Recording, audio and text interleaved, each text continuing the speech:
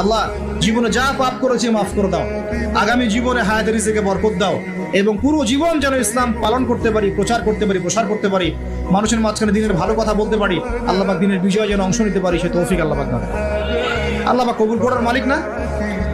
একটা কাপড় ধুতে 1 বালতি পানি লাগে, কিন্তু জীবনের সমস্ত গোনাহ ধুয়ে ফেলতে চোখের 1 ফোঁটা পানি যথেষ্ট। ইনশাআল্লাহ আল্লাহ পাক কবুল করুন, আমিন।